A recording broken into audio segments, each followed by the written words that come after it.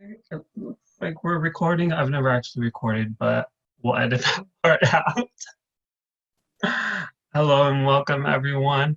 My name is Reina Kapilani Pahulu, and this is the Mo'unga Project.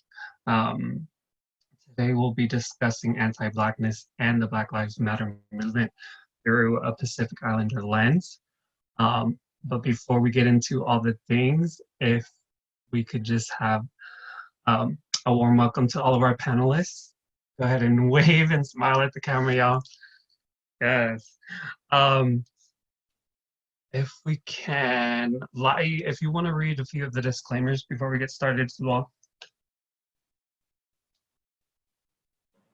Yes, disclaimers. So a few quick disclaimers that PIs aren't a monolith and we do not claim to represent all of our community's voices.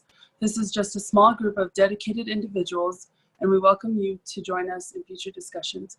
Contact info for how to get involved will be listed accordingly. Thank you, Lai. Sam, did you get the information, if you wouldn't mind going over the overview as well? Yeah, so I'll read the overview. This platform will be dedicated to millennials and Gen Z of the Pacifica Diaspora. We hope to create content that helps our generation tell our stories, inspire leadership and advocacy, and build community through vigorous discourse. Perfect, thank you.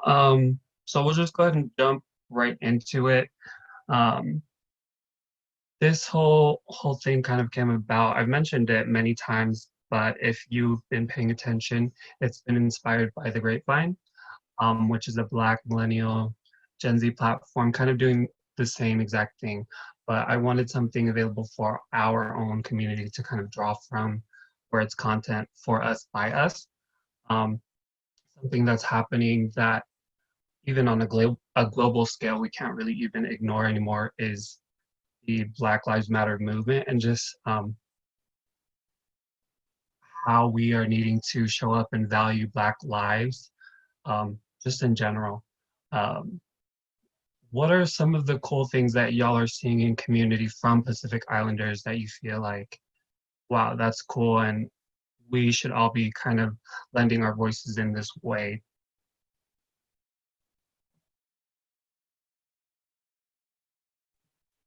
Mon, I think you go ahead and...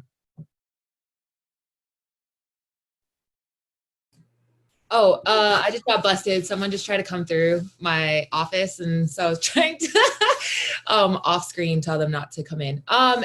Anyways, my name is Moana.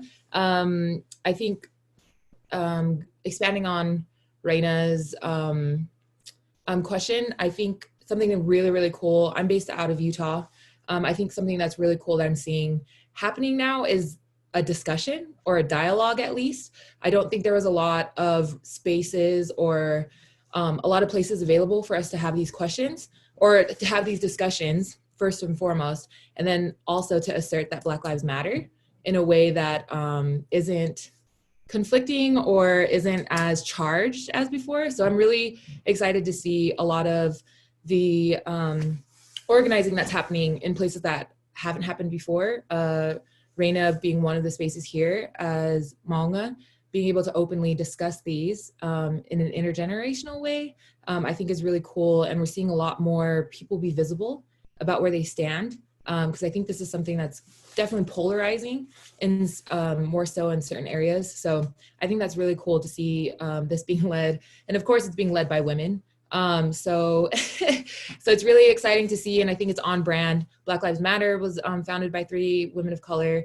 So it's really exciting to just see how women are stepping up as per usual to lead these movements. So I think that's something I thought was really cool to see in our own community. Thank you, Mo. And Moana is part of a sisterhood that they're part of an artist collective, Pacifica First Fridays. They host here in Utah. They hold so many great events, but specifically they hosted, to my knowledge, the first PI or Black Lives Matter here in Utah movement, and that was beautiful to witness. I believe a few of y'all were there. Sam, what were your thoughts on that? What did you feel? It was very refreshing to see a lot of our PIs come out and support the Black Lives Matter movement, especially because it's such an issue within our community. I'm speaking off of personal experience with the Tongans that I know, with a lot of anti-Blackness rooted deep in our culture. So it was cool to see not only people from the older generation, we did have Dr. Lydia there to speak. I also saw kids. And that range of age is such an important spectrum we need to see as Gen Z and millennials because we sit in between. So that was something cool that I saw. Yes, we definitely want to inspire the next generations coming up.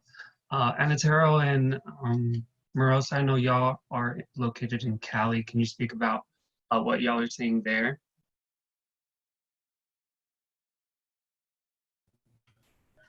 Hi. I'll speak. I don't know if my sister wants to speak. I'm Rosa. I'm Anatero. And sorry. I hear it's very similar. We're also seeing a lot of sorry, my family's coming in, but we've seen more organizing going on. Specifically which has been held by the younger generation, which is nice to see. But here, I think recently there is a protest that some of our PI, like people that we know, they were attacked and by the other, the agitators that were there. So what came out of that was another event. I think I wasn't able to attend, but it was on Saturday where they were able to discuss about things. So I think it also like firsthand for many people like we were able to see. And I think a lot of times with our community, it's not real until it happens to one of us. So that's where I saw that coming, and I wish it was or didn't happen, but it was. I like that it was immediate. The reaction was immediate, and they like threw something together right after, and they felt what they felt, and then put it towards something effective. But yeah, do you have anything to say? Oh, yeah, just to add on, I think seeing, I'm G, so seeing a lot of my own peers and peers that are younger than me, seeing these conversations being discussed and challenged, I think that's really cool. For the first time, seeing my fellow PI peers just challenging these conversations within their own homes. I have a little cousin. She's about like 13, and she was trying to hold these conversations in her own home, and I thought that was cool. I love that. Thank y'all. Yeah, so I think what's really cool is we're seeing a lot of people kind of pipe up and use their platforms for in solidarity. Granted, there are some people who are speaking in opposition. I don't know how that happens, but it is happening. Lame. Michaela, you're in Hawaii. Can you speak on kind of what you're experiencing there? Yeah, so I think being here in Hawaii, like it's really easy to kind of like disassociate from the continent. And I mean, of course you can always educate yourself, but it's just really easy to pretend like things aren't happening. But I haven't really seen that with the Black Lives Matter because there's still been protests and it's still been reaching here.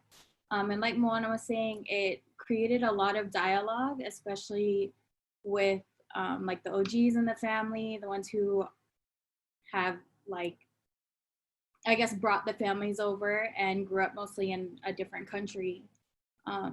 For me, I think it's hit more on a personal level where, so my dad has told me stories. My dad is white, and he's told me stories about being a part of like the desegregation programs in Georgia when he was a kid.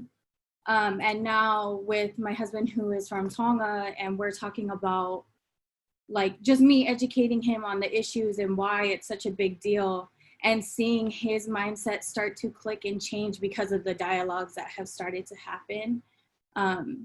One of the things that me and my dad talked about when we talked about the desegregation was how it really just takes one person to kind of make that click and that switch in the mind frame, because racism is it's a learned thing. It's not something that you're born with. And so I think just kind of with the conversations I've had with my husband, just feeling like that hope that there's going to be a switch for our future generations to come.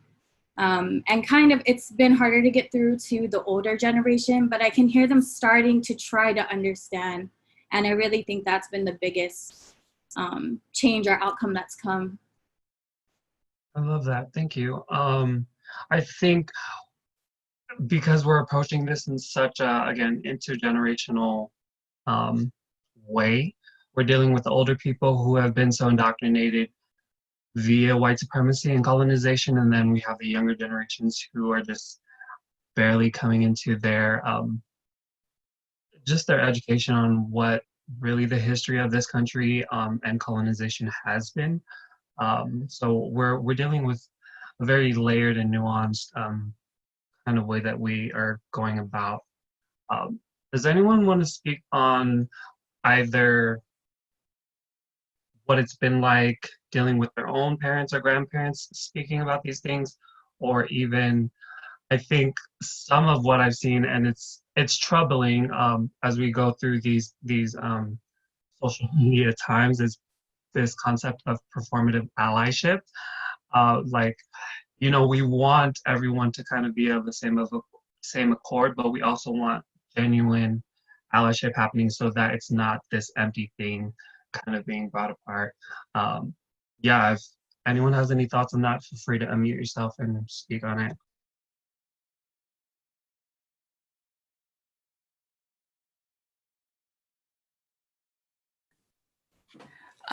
So in my own family, my family members, my siblings included, they're very traditional, very, very Tongan. And because they are, you know, they don't really, like with my siblings, my older siblings, they don't recognize the indoctrination with like colonization and whatnot. And so they tend to side against Black Lives Matter, you know? And so with for example, my brother and I the other day, we had a conversation for 2 days. And it was just about the history of Black people in America. And for me, a lot of the protests have really sparked that conversation in my family.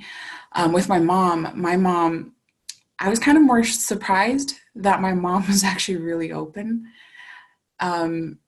Because she mentioned something about the protests, and then we started talking about it. And I said, well, do you know why people are protesting? And because she was kind of upset with the, you know, some of the riots that were happening. And so I said, well, do you know why it's happening, Mom? And she said, well, no.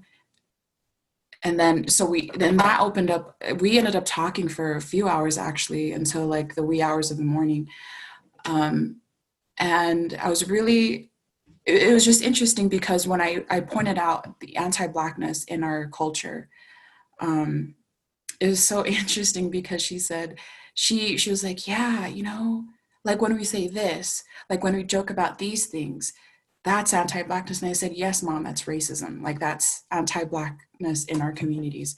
And it's not fair. And I told her, you know, I pointed out that a lot of our perceptions, I mean, of Black people, especially like if you grew up outside of America, well, in America too, but even especially outside, a lot of it is doctored by Hollywood and by media. And, you know, growing up, in all of the movies that we watched, all the bad guys were Black people. And I had to point that out to her. So it was really interesting to see that dynamic, you know, kind of like that switch, like someone said earlier. And then on a personal level, whenever I do, like I'm not on I don't post on social media very often, but recently I have posted a few things in solidarity with Black Lives Matter. And I am aware that social media can become a tool where our allyship can be performative. And so I ask myself, every time I post, I ask myself, what am I doing offline? Am I doing anything? Am I educating myself? Am I signing petitions? Am I supporting Black businesses? What am I doing offline? One last little thing. The other day, on Twitter, there was a huge thing about J. Cole's, what was it called? Like Snow on the Bluff or something, I think that was called. So in that conversation, there was a lot of backlash, and I'd listened to it because I really liked the guy. And I tweeted my opinion on this, on and I said, well, this is what I think it says. And then I saw a couple of other people. I saw somebody that I follow. He is a Pacific Islander, but he's also Black. And then I also saw Urena just tweeting and saying, like, that's not a conversation that we need to be a part of. That's between J. Cole and Black women. We're not Black. And at first, I'm not going to lie, my knee-jerk reaction, and I think this is human, I'm not excusing myself or anything, but my knee-jerk reaction was to think, well, can I have an opinion? We all can have opinions, can't we? But then the more I thought about it, I thought about it for a little bit, and I realized that I want to be an ally. And part of being an ally is magnifying Black voices without being their voice, and also recognizing which conversations we can be a part of and which conversations we really just need to have a seat. And I really, I remember thinking to myself, you know what, I'm going to delete my tweet because that was out of line for me. I'm going to check myself and hold myself accountable because that is a conversation that does not include me. Thank you, Lisa. Yeah, I just, you touched on a lot of cool things. One, we should all be having these uncomfortable conversations. Two, we're doing the work offline, so your energy online is what's matching offline. And then three, learning when to discern if you need to be silent in a conversation, especially when it comes to Black matters. We want to be careful that we aren't over speaking on matters that wholly concern their communities. Because if we're doing our jobs, like we have these platforms, we get to critique our own men within our own communities, and vice versa. They get to critique the women. But, and I had my thoughts, but at the same time, I went and spoke to Sam and Lai on, just a private forum for us to kind of unpack within ourselves, but making sure that we aren't speaking over Black women, especially because they already are wholly discarded in so many ways. Saya, it looked like you wanted to say something. Yeah, thanks, Reina. So just going back to the topic of this little portion, just educating and having that conversation with our parents and our family members. It's super awkward and it's super uncomfortable, but we as Pacific Islanders have to get used to being uncomfortable in order to bridge that gap and have those conversations. So my sister and I are constantly talking with my mom and explaining to her, just like Lisa said, just calling out anti-Blackness within our community, within our own family. And it's very interesting because a lot of what I found that my mom and her generation led them to believe is based off of what they were taught. So if we continue to perpetuate that in the sense of we're just going to continue learning what they were taught, the cycle's never going to end. And there was something that I saw on Facebook regarding the term meauli in Samoan, and it was I don't recall if it was half Black, half Samoan, but the whole video was in Samoan and explaining to the older generation, just how harmful that word is and such and such reasons behind it. So I was like, okay, this is crazy. When you hear something in your native tongue, it sits a lot heavier with you, and we need those resources for the older generation to understand on that level of where we're understanding. So I sent that over to my mom. I sent it over to my mom and she watched it. And I was talking to her after and she was just saying that is so crazy. I never like thought of it that way. Yeah, I always told you guys not to use the N word, but it was because to me, like that was just a bad word, but I never understood on that level, like even within Samoan, having our language emphasize that word, if that makes sense. And so it's just super important for us to continue having those conversations, especially with the older generation. Sometimes it can be quite a headache, especially when you're being viewed as cheeky, when you're not really doing what you're supposed to be doing, listening to the older people, and you're trying to talk back. So these are just conversations that have to be had. And in order for us to break the cycle, we just have to get used to being uncomfortable. We have to be used to speaking to the older generation about things that are concerning not only us, but concerning them, concerning our ancestors and all of that. So yeah, thank you. I love that. Thank you, Saya. So a lot of us have alluded to anti-Blackness. If we could unpack that a little further. Lai, you look like you were going to speak on something. Sorry, I had to unmute myself. Just to speak on what Saya was saying, and in regard to like the older generation, I definitely feel like there's a disconnect because a lot of us are first and second generations.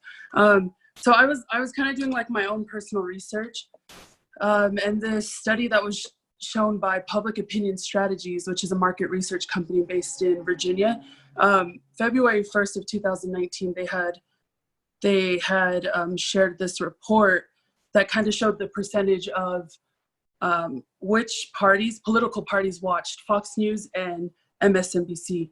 And obviously, both news can be extreme at times, but for Fox News, 53% of their viewers were Republican or identified as Republican.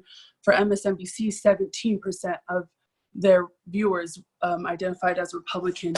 And I think that just touches on, so when our parents or our grandparents came here, most of them idealistically familiarized themselves with the Republican Party. And a lot of that has to do with our moral values collectively as Polynesian people, because a lot of that derives from like Christianity and those views.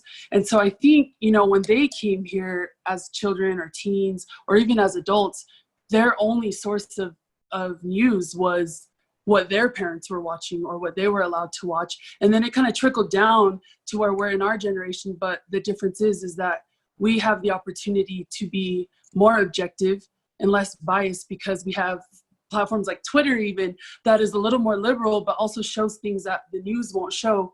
But think about it. How many of our parents are on Twitter?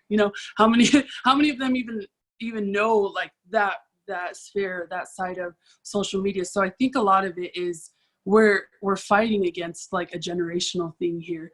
And when I first started being really vocal on Facebook, because I'm never really on Facebook because of that, because I would always get into these like political debates, I was getting so much like pushback from my own family. Like they were DMing me, commenting on all my stuff. And I remember venting to like Reina, even Sam, and Aaron, and just saying like, I'm so tired. Like I'm so exhausted. Like I'm so tired of explaining myself over and over and trying to teach these people that should know better. In my mind, I was like, they should know better, but the reality of it is like for us, it's a choice. Like for the Black community, it's not a choice. Like that's their life. That's what they're fighting day in and day out. And so for me, I kind of thought to myself, like, this is our responsibility. These are our burdens to bear because those are our people. This is our community that we have to teach. And instead of blocking, because I almost went on like a blocking spree, I was like, this is just so ignorant. Instead, I just take the approach of, the things I post, I make sure that it's something that I do feel comfortable enough and well-versed enough to teach my own family about. Like I'm very vocal on social media, but it's not just on social media. Like I'm having these conversations offline because a lot of times those are the conversations that are really going to turn the hearts of our own people. Not all the time, but the work needs to be done. So that's just my comments on that. Amen. Can we get some comments from you, Desra, and then maybe Aaron after?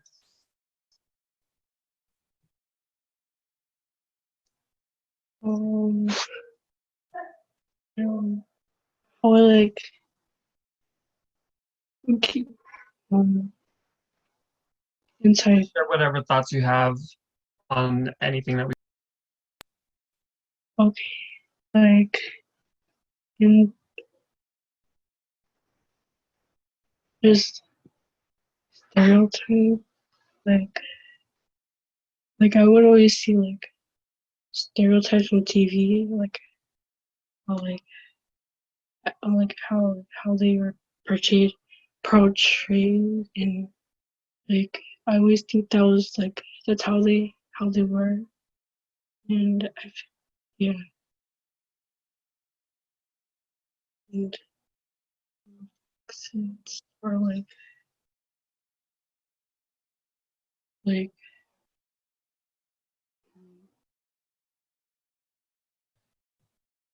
I would always I always think that they're like back then I always think they were bad because it's how because I never knew any African American. Yeah, or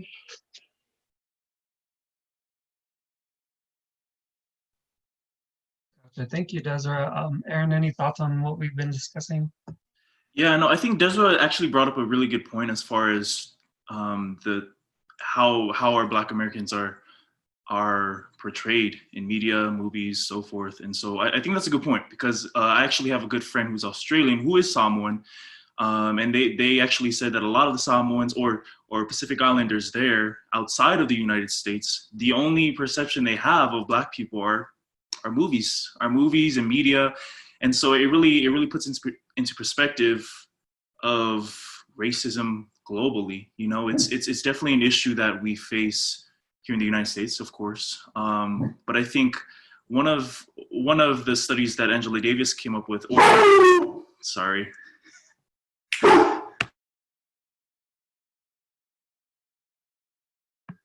Sorry, guys. But actually, Angela Davis actually said in one of her recent books that when we look at racism, we just have to look at it at the perspective of a global issue. Yes, we can definitely. Well, actually, if we look at incidences like Ferguson, George Floyd, even if we look at those incidences as just an isolated incident, then we aren't really understanding the full picture of racism. And so it really puts into perspective what Desiree said as far as media, because you know we have our own family that are outside of the United States that are upholding or understanding this view of Black Americans in a negative way. So thank you, Desiree, for that. I too had opportunities and experiences to re-educate my own parents as well, and yes, kind of similar to Lisa, in where I kind of did, you know, get a little not defensive, but where I kind of came frustrated, kind of like Lottie, because it does get pretty tiring to try and teach these things. But I had to kind of let my parents know that this isn't right. The certain views that they had. And I mean, even when we just watch local news in Carson, California, and they just say something about Black people or even Mexican folks, and they say off the cuff comments, I'm just like, oh, you cannot do that. You cannot say that. And so it comes down to, you know, that type of activism and actually putting that into action. It's great to have these discussions. Like Moana said, it is awesome that our community is starting to actually speak on these things and really expose our anti-Blackness in our community. But it's even better that we've been able to see so many of our Pacific Islanders come out, take it to the streets and actually march alongside our Black brothers and sisters, and actually helping them magnify their voices too. But yeah, I believe that's kind of all I had to say so far on this portion. Love that. Thank you. Yeah, feel like, again, a lot of what our community, especially the older generations, like to do is attack these things, these issues from a micro scale instead of understanding it from a macro perspective, and understanding the deeper history that has been either whitewashed or completely untold. Because if we are not learning about these things actively and our kids are not learning about these things, then how will we ever know that we need to improve on things? And a lot of us coming into America within the diaspora and generations, especially here in the US, we believe in this American dream, and the model minority myth, where we believe that if we're just like the best, goodest brown person we can be, we'll achieve the same things that white people can. Um, but that's wholly false, especially if we're thinking that, if we're understanding that this system was not built for us, so we cannot benefit to the same extent that white people have already brought themselves up to, and at the expense of Black people, Black slavery, just so many different things. Juana, can you speak a little bit about that? Oh, speak on, sorry. Model minority. Oh, the model minority. Yeah, so I just had a couple comments for Reina's response is two things if you're watching this, knowing that Black has been in the Pacific for as long as the Pacific has existed. So if you're watching this and do not know that, I implore you to go read stuff about, there was a cacao trade that blocked slavery and enslaved a lot of Pacific communities that were along the 11 degrees of the equator. So you think about talking about what Aaron was talking about, how the globalization of what's happening right now and trying to address something that is racial, that is a globalized problem, thinking about how Pacific has always been part of this narrative, even though maybe it's not as apparent. So I implore people to go research Black people from Cape Verdean who arrived in Hawaii, who, when the monarchy was being overthrown, was trying to advocate for the dismantling of race, trying to get Hawaiians to know that race is a construct as early as 2 centuries ago. So it's this idea of this polarized conversation about anti-Blackness when we think of ourselves as other than Black, when really we are on the margins of the margins that has always included a Black history. So I just want to put that out there. I think that's the baseline that our communities, especially, I'm really excited about this Gen Z, that's the baseline we need to start from. I am not entertaining any conversations that start below that or before that, or are not aware of that history within the Pacific, because it's ignorant and it's uninformed. And I think this is really somewhere where I started talking with my parents about their experience as first gen, US based Pacific Islanders and their understanding of our history. We have been, and not to co-opt a Black narrative, but we have been victims of blackbirding, of enslavement, of disenfranchisement, of colonization that has now, it permeates through our thinking right now. And I live in a predominantly hegemonic community, meaning there's one dominant religion. And so how does that play into it? Thinking about the Mormon history about how they brought Black slaves over to Utah, but called them pioneers. These are very entrenched conversations that if we don't recognize what we are saying on the day-to-day, calling Black slaves pioneers, that frames a conversation, right? That already assumes that people came here freely. That is incorrect. So it's one of these things where thinking about the model minority myth, it's this idea that Pacific Islanders have to bow our heads and thank for what we have, when previously we've always traversed this globe.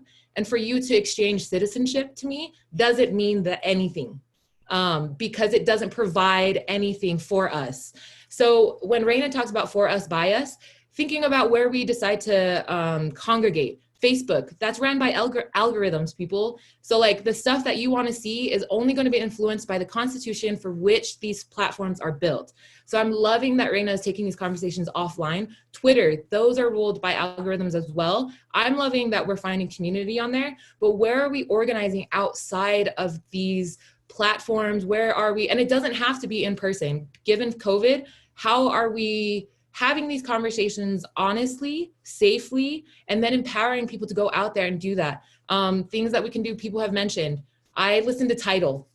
That's something super small, but if you're paying for Apple, switch over to Tidal. That's a Black-owned organization. There's small things that you can do within your daily that I feel like we don't have to be on the front lines of the protest, but man, some of y'all need to show up and set up the chairs, It's not our conversation to have, it's not us to lead, but damn, can we show space or show some type of solidarity, because the thing is, and I really want to get this through, sorry, now I'm on my soapbox, is that everything people say about Pacific Islanders, I just want you to know that colonized minds, and I'm not going to say all white people, but Pacific Islanders are viewed in the same lens. So if you will cape for these people, just know that the systems that these were built for, we're victims of it. And I don't want to say victims, but we are by default, because we've decided to live here, because we've decided to integrate ourselves into these communities. I really want to encourage a lot of the PIs here.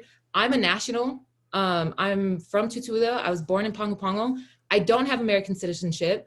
I don't want citizenship. I am proud of this ability to kind of be in the liminal, you know, and like a lot of narratives will tell us that we don't have power within these spaces. But honestly, we need to stop bowing down and thanking people for the bare minimum, if not that.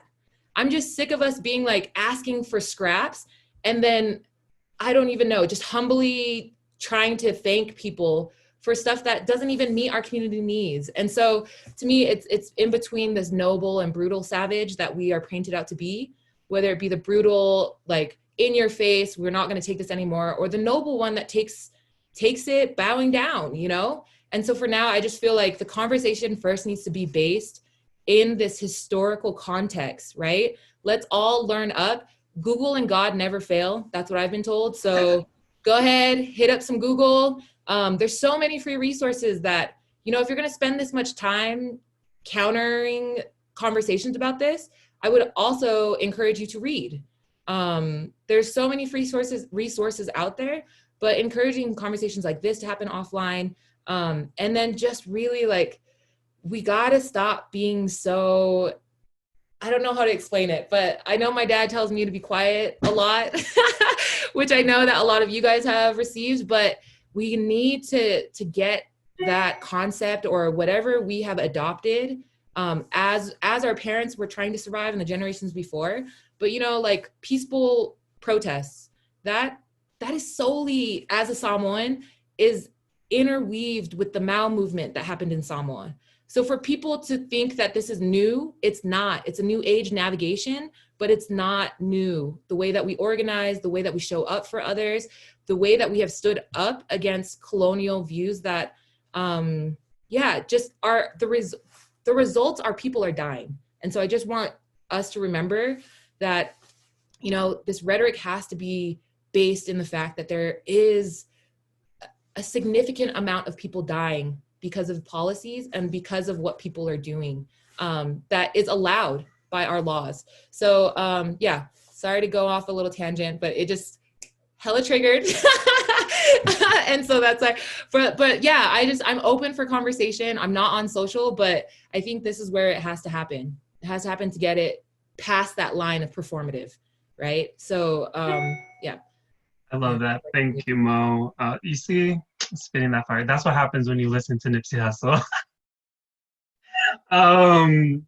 Let's see. Protest is not new. Google is your friend. We just have so many ways in which our people hold up community and challenge oppressive systems. So I think it's important that we remember that, especially as we're doing our history research. And then again, just kind of expanding on this idea of anti-Blackness, I believe that the way that it shows up so commonly is, especially for women, is beauty standards, in the way that we value Eurocentric beauty standards. And I hate that shit is what I'm gonna say until the death of me, until I die beyond the grave. I don't know, what are some of your experiences as when you think of anti-Blackness within your Pacific community, Sam? Yeah, I wanted to touch up on this because I think it was about 3 weeks ago, I had my nieces and sisters in my home, and they asked me, like, what's anti-Blackness? You keep talking about anti-Blackness. I want to know what it's about. But keep in mind that my sister and nieces, they range from the ages of 8 to 14. So trying to explain this to them and unpack this conversation with them was very fragile. I'm not trying to trigger and breaking their innocence as kids, but also trying to scratch that surface off to let them understand what I've experienced, because my little sisters are also first gen, but my nieces are second generation, so they got the lucky hand of not experiencing the anti-Blackness, with the beauty standards that we have as Italians. But my little sisters, on the other hand, have, that go take your ass to the shower, wash your neck kind of stuff, or stay out of the sun kind of stuff. Don't get too dark. If you become too dark, you're not pretty anymore. No one's gonna want you.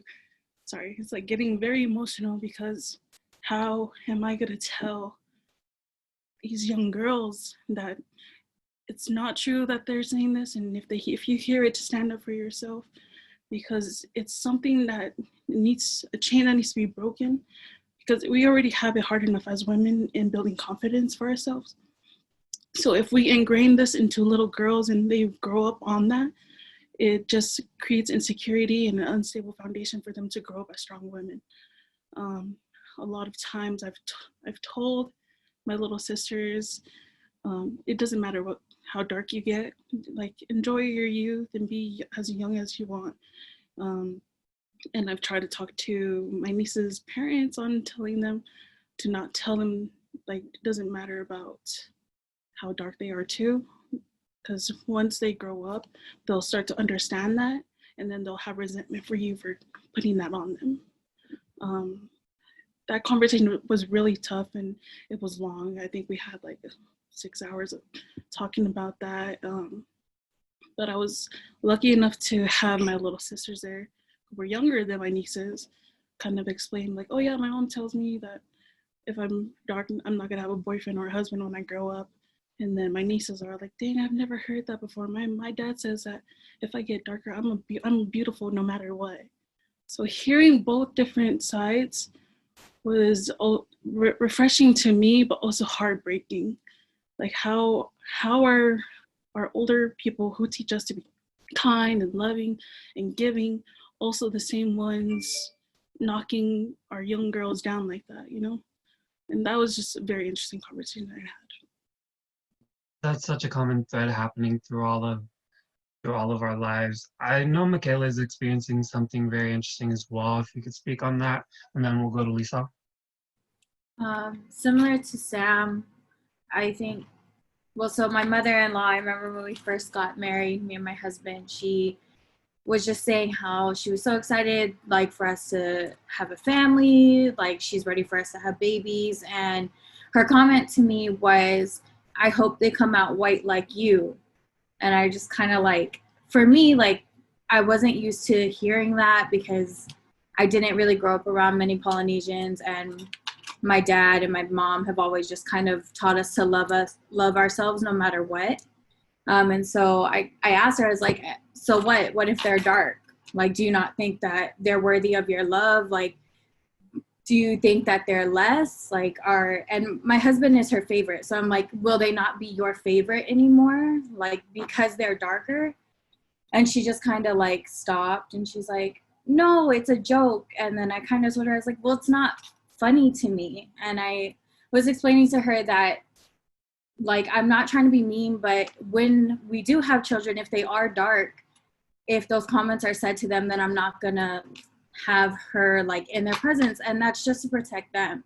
And she was kind of like, well, she got mad at my husband. She's like, like, we're family. And then I just told him, so me and her sat down again, and I just told her that, like, we should be breathing life into our children. Like, we should be breathing, like, the sky is the limit. And to hinder them based off of skin tone, like, I just can't support that, no matter who they are. And ever since that day, we've been married 2 years now, and I've never heard her make another comment like that to me. I'm sure she still has her feelings, but I guess for now, I just have to take the small wins. And as long as she can watch and kind of start to filter herself, then maybe it'll trickle down, and at least my kids won't have to experience that. I love that. Thank you. Being proactive. I'm not finna try my future kids, okay? Lisa? This is This is a conversation, a topic that I think that we're all familiar with, especially for our Pacific Islander women. We're always told to like stay out of the sun, and and especially I remember when I was younger, it was a thing. If you're gonna do a taolunga, you had to stay out of the sun so that you'd be lighter on the day of on the day of your dance. Um, and another thing that came to mind was that um, I have a couple of things that I'd like to talk about with this, like just kind of really my comments on it. One is that I am forever grateful for Black women. I love Black women, and a lot of it for me personally is that I learned to be okay with the shade of my skin, because my shade right now, this is light for me. I get really tan, really dark, really easily. And I mean, if I just spend like an hour in the sun, I'm like super dark, and I can get really dark. And growing up, that was such a source of insecurity for me. And it was a Black woman who made this comment to me, and she said, because she was, I think she was mixed.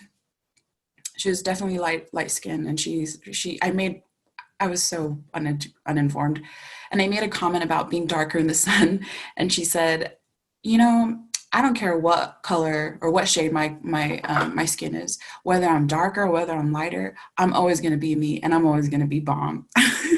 And I remember thinking, when she said that to me, that really flipped a switch in my mind. I think I was like 20 at the time, or 19, 20, I was 20. And I remember thinking, you know what? That's the kind of confidence I want. I want to love myself like that.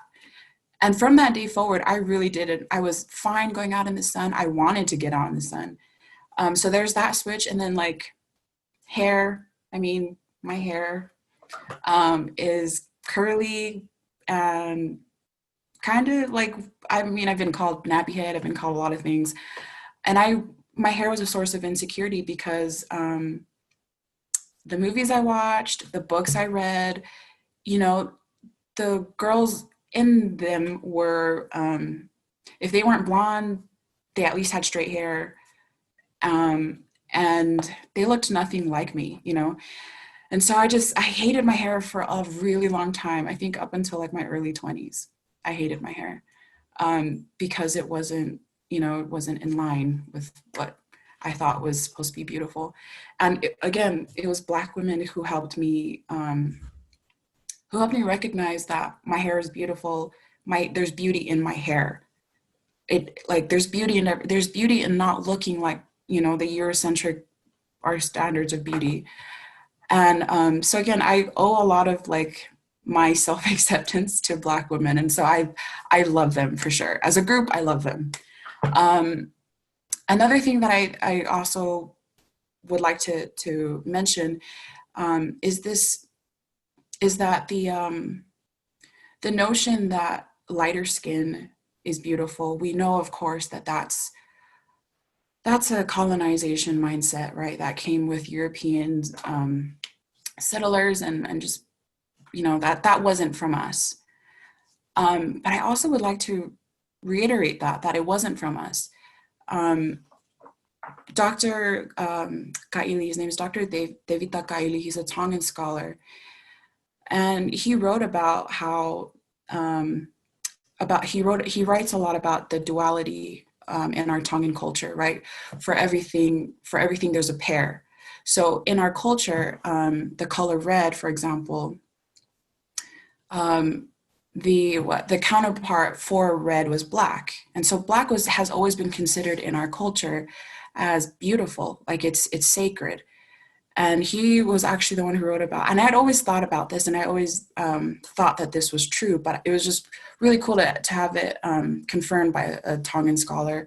And he talked about how being darker, even just like a century or so ago, was what people aspired to be. Like they aspired to that. And it was a running joke that only the royal family had dark skin. And this was, obviously like before Christianity and whatnot, because having darker skin meant that you were worthy of your rank. And obviously, I mean, I don't know if you've seen a portrait of King George the First, and he's the one that kind of united Tonga under one rule and whatnot. But in his portraits, he's very dark. And I mean, I find it really heartbreaking, and I find it really heartbreaking that in our society, in our culture now, it's a cultural thing to aspire to lighter skin and to fairness, when that was never culturally a part of our identity for a very long time. And I think that that's a part of that's an aspect that I think is lost upon us a lot of times, and we don't remember that. So I just wanted to touch up on that Black has always been beautiful in our cultures. Yes, thank you, Lisa. Yeah, I want to reiterate everything that she said. Black women have taught me to love myself in a lot of ways, and so I'm super grateful for them. We're running up close to the hour. Do we have one final comment from someone just dying to say anything right now before we close out? Saya. Yeah, I just want to reiterate that Black Lives Matter every single day. And if you're in Utah, remember that there is, well, in general, wherever we are, these conversations, they concern us. Just because we sweep it under the rug, just because we act like it's not, like it doesn't affect us, does not mean that it does not.